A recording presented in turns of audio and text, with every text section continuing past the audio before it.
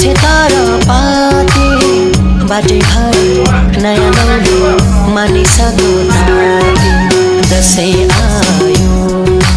फर्कियो लाउरे गाउँघरको मायालाई सम्झेर खुसी हुँदै हाँसेकी आमा आँगनीको डिलैमा बसे